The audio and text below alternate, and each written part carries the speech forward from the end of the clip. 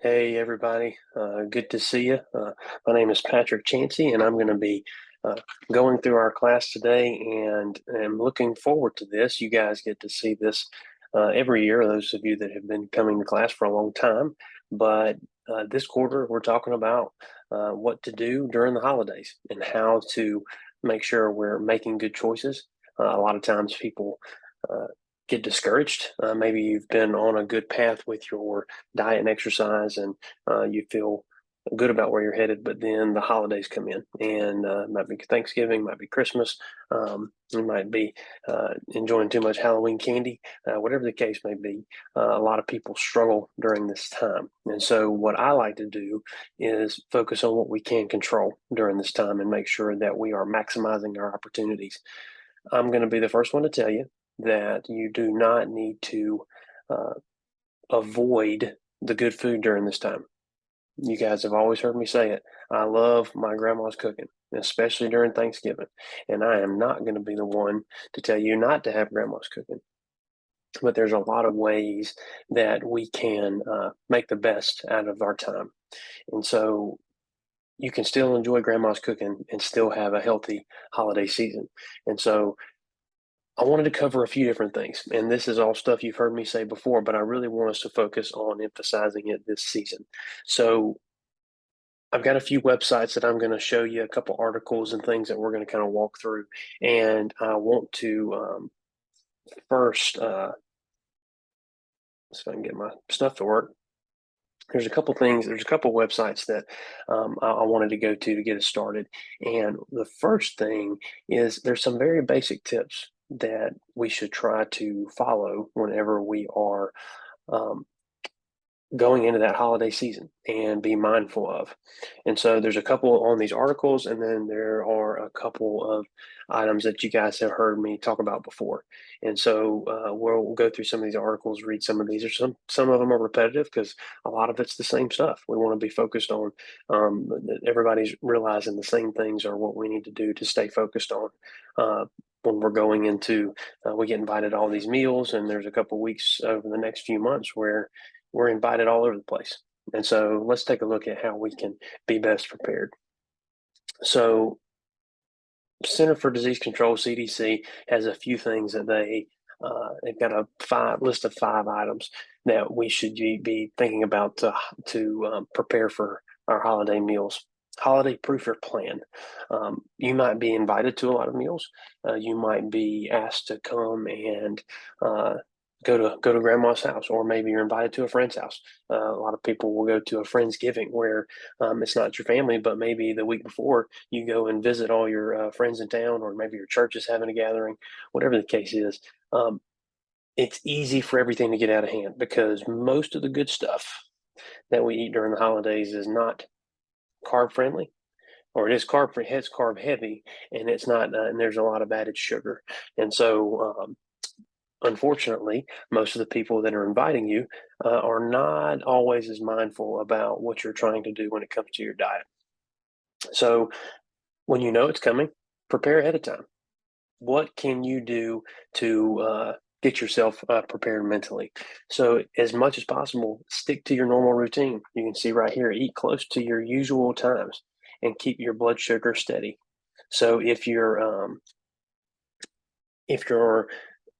maybe you're going to be eating later than you typically do. Maybe you normally eat around 5:30, but your meal's not till 7:30, 8 o'clock. Sometimes that happens. Parties drag out, and everybody's enjoying being together. Maybe you need to have a little snack, something small, but then obviously you don't want it to be carb heavy, but something to make sure that you're keeping your energy up, but keeping your schedule as consistent as possible. We talk about that all the time. Obviously, if you do this, you're going to need to be mindful that you're not eating too much on the back end, because you know if your blood sugar drops too low, you might want too much of that meal, and you might get a few more portions than you typically would. So having a small snack may actually curb some of the hunger. Small healthy snack can curb some of that hunger going into that meal. So we want to be mindful of that. You can also bring your own dish. Bring a healthy dish. Bring something that maybe is low in carbs. Maybe bring a vegetable that is not on the list. You may be, and sometimes people will send out a list of things that these are the options to bring. Well, it might not have the healthy option on there, so it's always okay to recommend if you can bring something outside of that. There's always options, always options. If you guys hear me talk about this all the time, if you have something sweet, so maybe you like the certain pie that's being served, or maybe there's a peach cobbler or something like that you really enjoy. Uh, you got to pick your battles. So if you want that, there's no problem in having that. You obviously don't want a whole plate full of it, but you may want to cut back on carbs in some other areas. Be mindful of the other carbs that you're intaking, because we know that those carbs can get out of hand in a hurry if we're not paying attention to them. It's not that you're denying yourself of them, but you need to be paying attention to how much you're eating. Don't skip meals to save up for that. It's okay to go smaller on some meals. So what they're getting at here is you want to stay steady. Another part of this is if you have a low blood sugar going into a meal, something about a low blood sugar, that feeling you get, that hunger you get, your eyes get a little bit bigger, and sometimes your plate looks like it can hold a lot more food, and you get creative on how much food you can stack onto that plate. So don't skip meals, but it's okay to have smaller meals in preparation. You don't have to have a high blood sugar to going into a big meal. You don't want that. But it's okay to have smaller meals leading up to it. And so you want to make sure that you're saving energy and that you're not on an empty stomach, because if you're not used to fasting, then it can be a little difficult going into a meal, and then with that low blood sugar or low energy, your body may say, "Look at all this good food. I want that," and then it starts turning on all the bells and whistles in your head. So be mindful. And you guys hear me say this all the time. If you slip up, it's okay. Don't worry about it. That's okay. The car police, you always hear me say it, the car police is not going to come get you. Okay. So be mindful of that. If you mess up, you can get back on the train the next day, maybe even the next meal. Okay. We're going to talk about that. Outsmart the buffet. So a lot of times at these meals, there's a big spread, both lines on both sides, more food than you can ever dream of. And our eyes, most, if you're like me, sometimes you're halfway down the buffet and your plate's already full. Okay. That happens to me more times than I can count. My grandma gets mad at me if I don't have a full plate and then have a full second plate. And a lot of you are the same way. So when you're at the buffet, it's okay to strategically have a small plate. Maybe there is a smaller paper plate, or maybe you're being mindful of, I don't need to scoop twice at everything I go to. Sometimes it's just as easy to do two scoops of something. We know how much we enjoy that macaroni and cheese, or my grandma's dressing is my favorite, and I'm getting excited just thinking about it. Um, but maybe either having a smaller plate so you can literally only fit less food on it, or you do where you limit yourself to the number of scoops that you can do. And obviously, if the scoop is bigger than you know it should be, then only doing a little bit at a time. Doing a little bit at a time. Maybe even use your own spoon to scoop it to get yourself into some smaller portions. Starting with the vegetable to take the edge off of your appetite. This is actually a good one, okay? Because if you start with a low carb item first, you're actually filling yourself up, okay? Filling yourself up, and that just kind of goes in line with the next one, is eating slowly. We're not trying to win a race, okay? A lot of times we try to out eat our full sensation, being full. Okay, if you start with some vegetables, start with some other items. That's why having a salad with some healthy dressing on it beforehand, it's actually nice because it actually helps to fill up some of that area in our stomach, so we're not always so hungry. Okay, so eating with a vegetable, a non-starchy vegetable, or something like that, that's a good way to basically fill yourself up before you even get started. Eating slowly, take your time, because the slower you are, because what happens is we can actually eat and fill ourselves up before we feel full. So sometimes you may feel full a couple plates down the line, but what you realize is, if you maybe one thing you do, some people like to do, is between each bite with their fork, they sit their fork down until they're completely done chewing and swallowing. So you pick up your fork every time you take a bite, put your fork down, or every time you take a bite, take a drink of your unsweetened or half and half tea. You don't want to have that full sweet tea, or maybe if you are, just a small glass. but take a swig of that tea or water to be able to put some breaks in between your food. Okay. The next one here they're talking about is avoid or limit alcohol. Be mindful of your alcohol intake. Okay. So when I'm talking about in between food, I'm not talking about alcohol. You don't want to drink that much alcohol. But typically, as you guys know, there's carbs in beer. There are sugars in wine. And if you have a mixed drink, there's also carbs there as well. Typically, sugars, depending on what you're using. We know it's almost easier to put ourselves get a high blood sugar through drinks instead of food. So be thinking about that. Okay. Fit in your favorites. We've talked about this before. We just talked about it just a second ago. You might have your one thing. My thing is my grandma's dressing. I'm going to eat it no matter what. So I have to be mindful of choosing the other options at the table. So what can I cut back on? Maybe I don't need the roll. Maybe I don't need to have as much mac and cheese as I typically would. Looking at what our carbs are and staying mindful of what our carbs are, that's really important. Say if you like, so like here they're talking about Aunt Edna's pumpkin pie. If you like her pumpkin pie, get you some pumpkin pie. I'm not going to tell you not to do that, but think about where you can cut back. Maybe it's your tea. Maybe you don't need to drink sweet tea or half and half tea. Maybe you should drink water. If you make a choice, like we talk about, every meal, make a choice. Make a choice where you're going to cut back, whether it's what you're eating or the portion of which you're eating. Okay.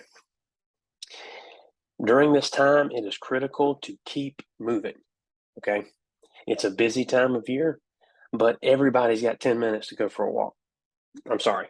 Everybody's got 10 minutes to go for a walk, even if it means getting up 10 minutes earlier to go for that walk.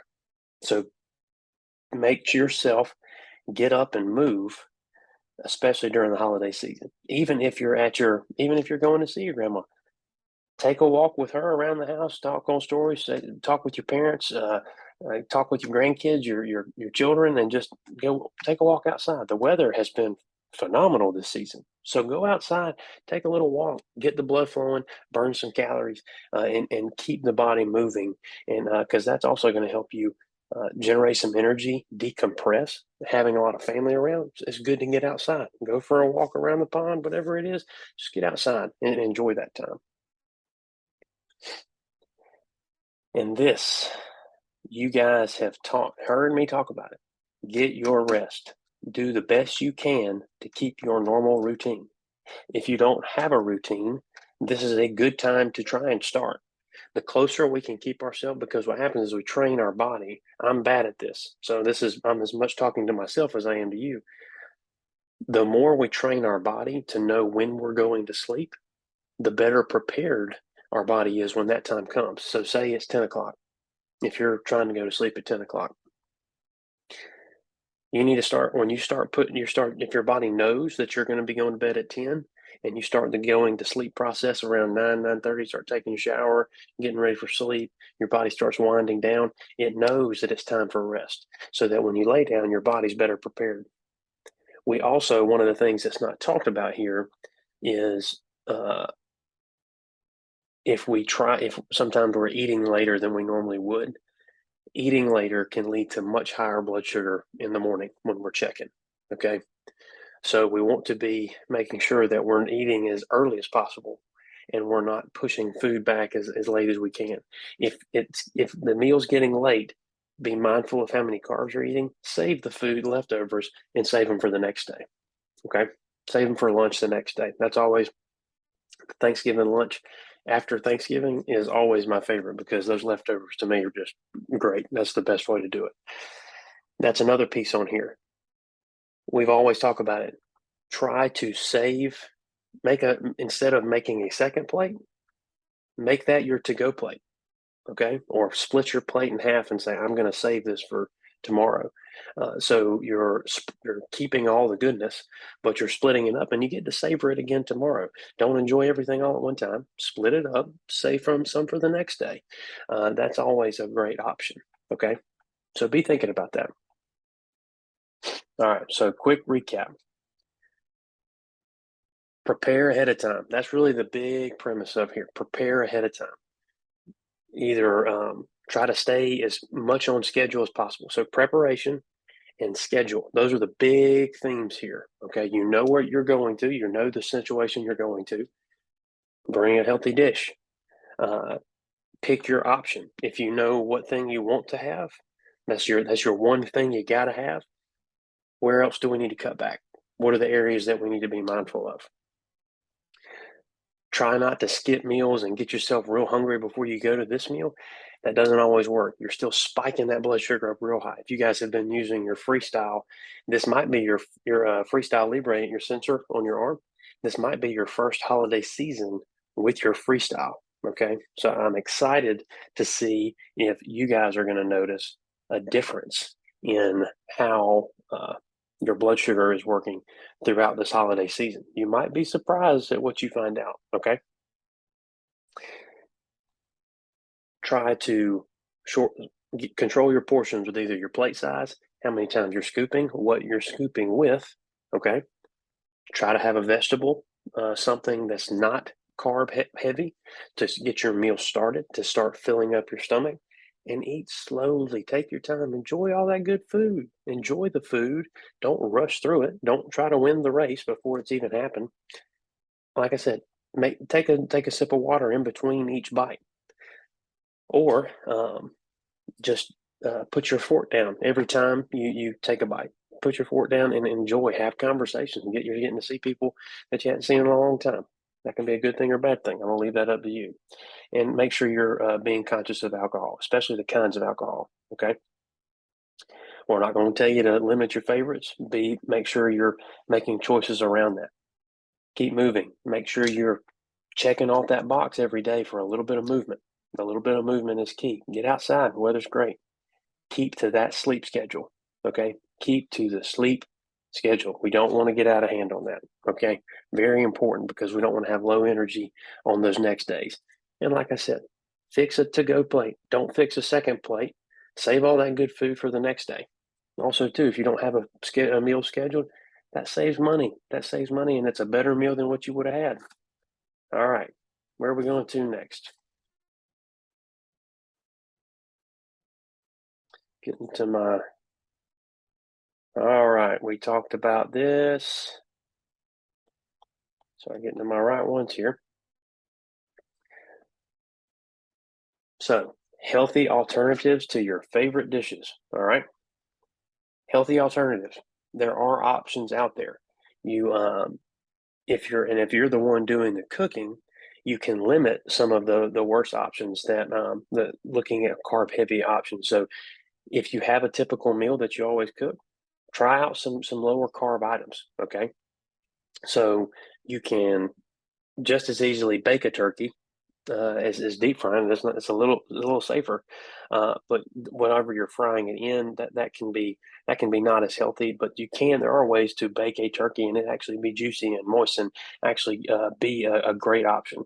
A lot of people don't overcook their turkeys, so there's plenty of recipes online. I'm not going to tell you how to cook your turkey, but thinking about if you have a typical spread, looking at some ways to uh, add some items in there that are healthier options, and this is good for everybody. Everybody's thinking about this right now, and it's a good way to maybe add in some new traditions. And there's still some good ways to cook some good food.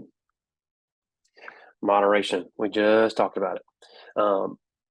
Be mindful of how much you're eating. Okay, we talked about all that earlier. This is a big one. Okay, opt for homemade instead of processed foods. This is harder to do, as we know. That's one of the things that we always struggle with. But typically, when we have processed foods, when the foods are processed, they're adding sugar, they're adding carbs, they're faking the flavor by putting those things in there. There's other artificial stuff, there's preservatives in there. So there's other stuff that's going into these things. When homemade is typically better for you. Now, depending on what you're making it with, but typically not having those preservatives, things like that, it's harder to do.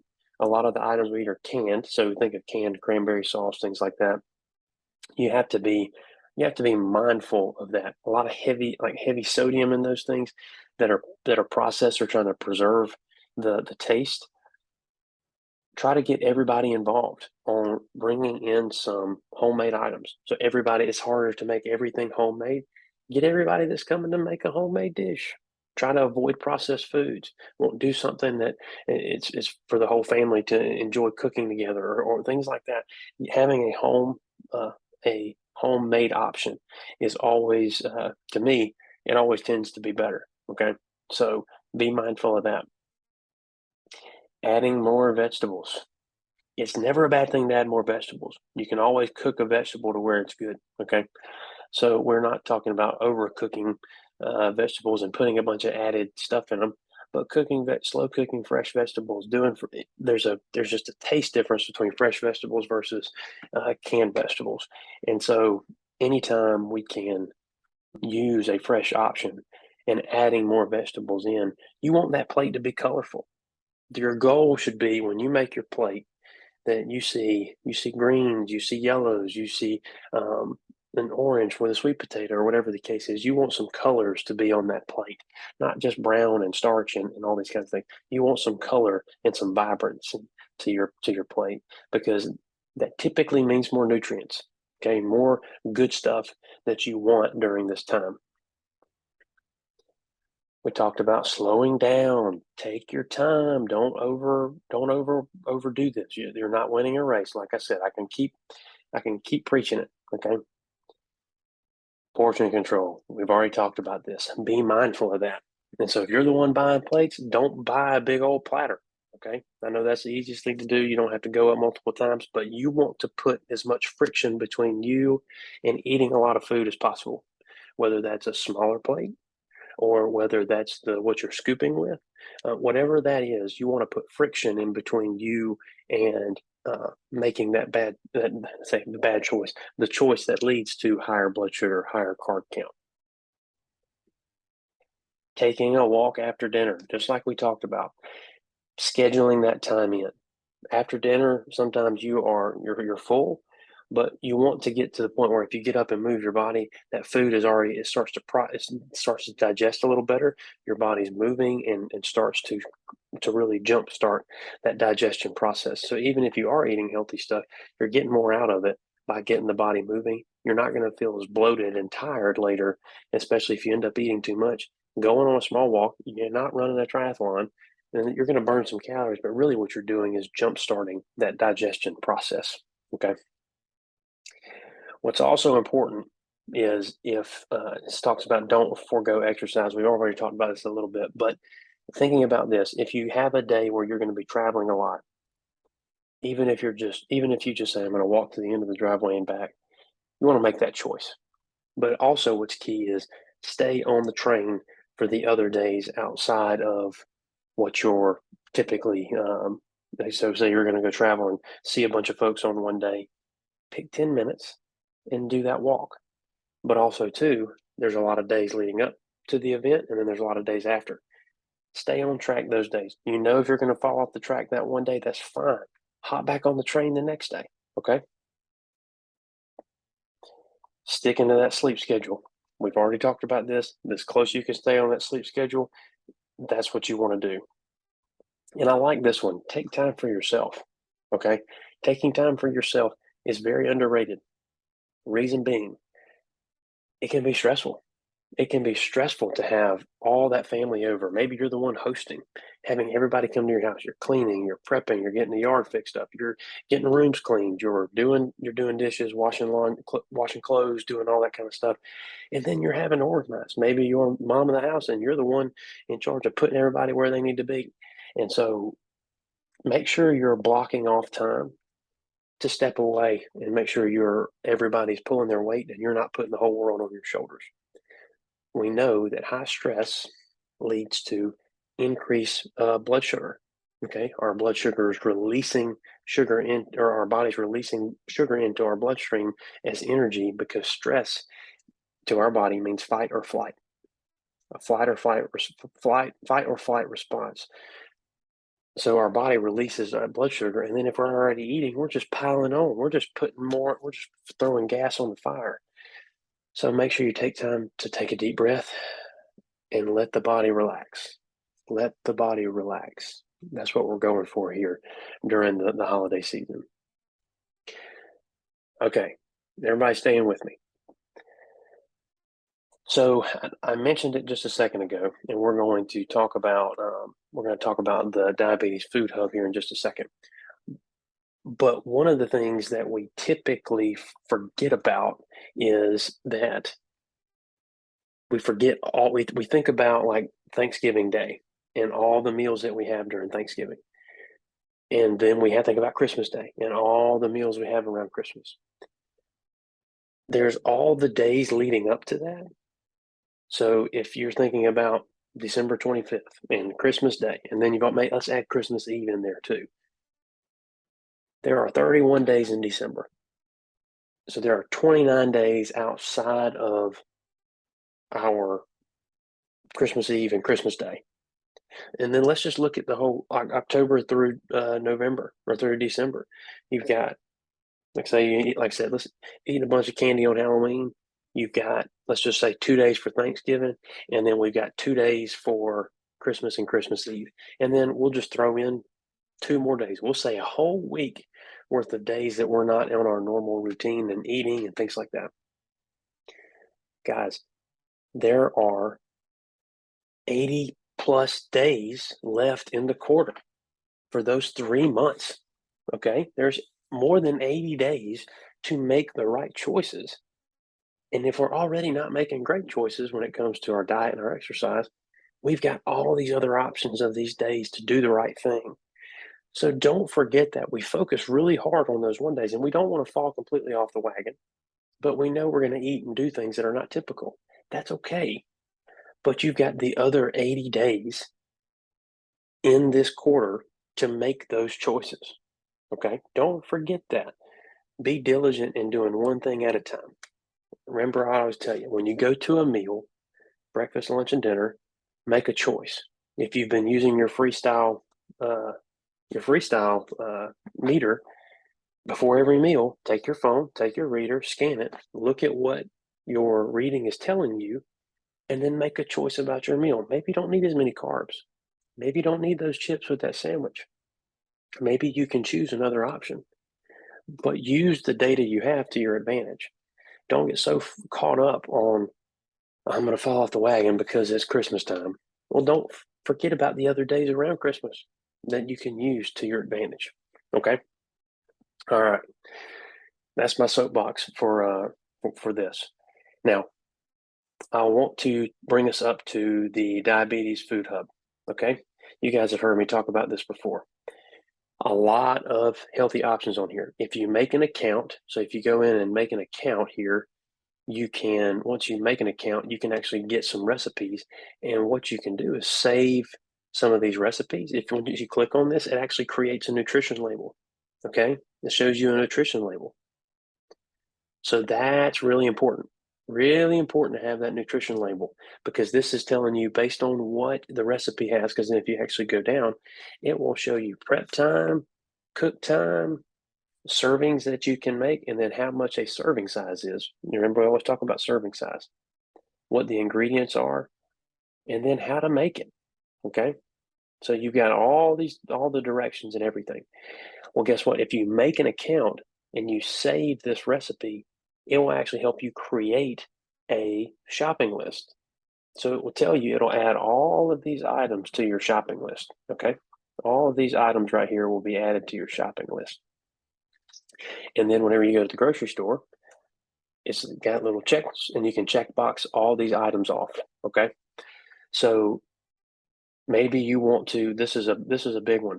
So for us, we typically have our stuffing or our dressing is usually very carb heavy. And if you look at this, it's still heavy in carbs, but compared to what it typically is, it's much lower. Okay, much lower in our carb count. So that looks really good to me. Just throwing that out there. But this is what we're looking at. So prep time 15 minutes, cook time of 40 minutes, servings, and then how much is in a serving. Look at puts all your options in here of your ingredients and what you need in there, and then your directions on how to cook it. Okay. Everybody follow me? Great option to have. You can save anything. You can browse on here all the time. And then once you go into, it'll show your ingredients and your directions. And then you can build up everything you want to cook for Thanksgiving right on this website. And so, but it's giving you the nutrition facts, like this nutrition label based on the ingredients in the recipe and based on that serving size.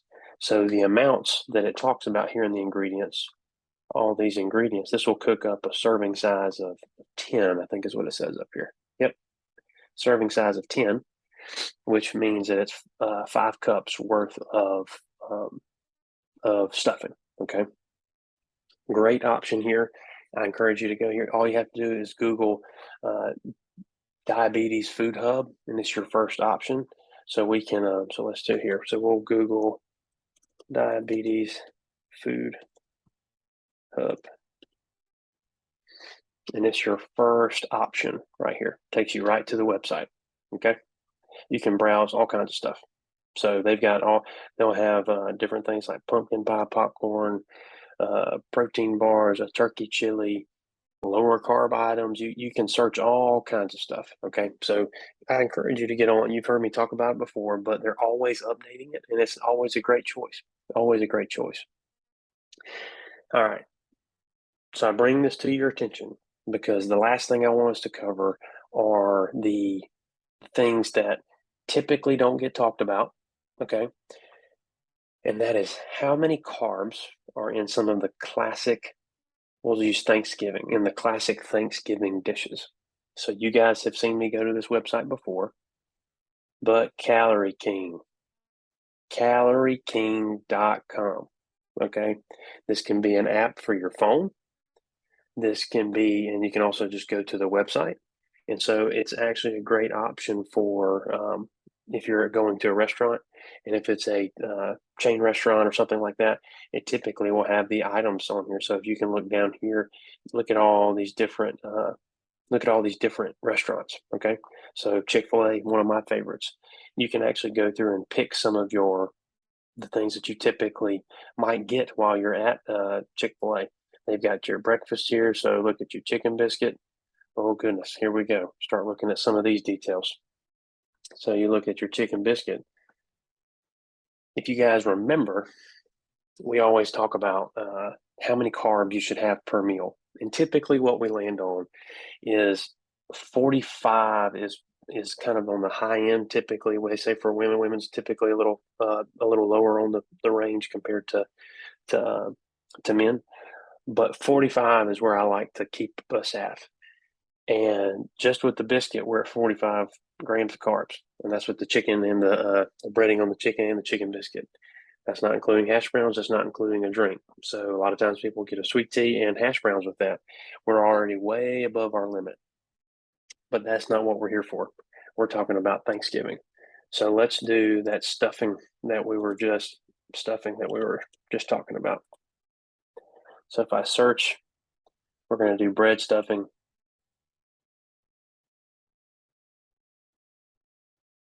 All right.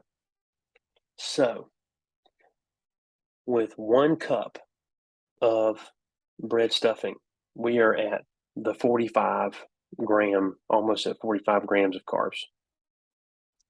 45 grams of carbs just with 1 cup of stuffing. Okay. We're already at our typical amount at 45 grams of carbs with 1 cup of stuffing. So that's where we need to be thinking. Okay. Obviously, we're probably going to go a little over. Don't eat all your carbs throughout the day. You don't need to eat stuffing 4 times that day. So you need to be mindful of that. Okay. So 45 grams of carb, and nobody eats just 1 cup of stuffing. Everybody gets a big old scoop of it. So that's where you have to be conscious of that. Let's look at cranberry sauce. We're going to go with Ocean. Let's see, sweetened cranberry sauce canned. Okay. All right. Sweetened cranberry sauce canned. 6.7 grams of carbs. That's not much. That's not many carbs. for 1 tablespoon. That's a serving size for 1 tablespoon. Nobody eats 1 tablespoon. That's literally 1 scoop. So no one ever eats just 1 tablespoon of cranberry sauce. All right. A cup might be a little closer to what you typically would eat. That's 107 carbs, 108 carbs of cranberry sauce for just cranberry sauce. You see what I'm talking about? This is where portion control is critical. Okay, critical. You're going to go a little over. That's okay. Don't fret about it. But you just need to be thinking about this stuff. Okay, it's okay to have some. Just don't cover your plate in it. Just don't cover your plate in it. Okay. Calorie King is a critical tool to help you navigate some of this, especially if you're using your Libre, using your meter, and you see that your blood sugar is already high when you're going into a meal. Make some of those choices, okay? Make some of those choices. A lot of people will have a yeast roll. We'll say use the Golden Corral yeast roll. We'll see what that is. For one yeast roll at Golden Corral, 31 grams of carbs. 31 grams of carbs. Okay? You guys can see what I'm looking at right here. Oof. That's what we got to be mindful of. We're getting really close to that amount relatively quickly with some of these items. Okay? That's what we need to be thinking about.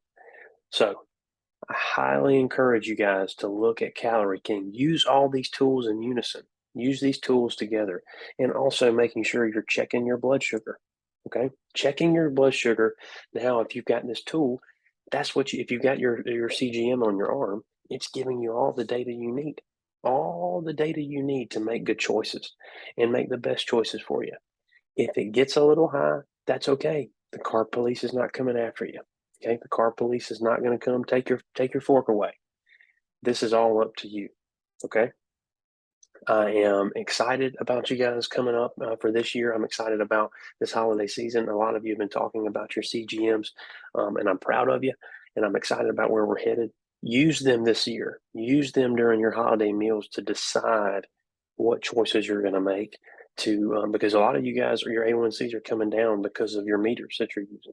And if you're not familiar with what I'm talking about, your continuous glucose monitor, those sensors you wear on your arm, it gives you more data so as you're approaching these meals, you're better prepared. All right. So if you got questions on this, Lauren, Melody, or myself will be talking to you guys. Give us a shout at any of our locations, and we would love to walk you through some of this. If you've got questions or you need recipes or whatever that the case may be, give us a call and we'll take care of you. Okay. All right. If you got any questions, please give us a shout. Thanks.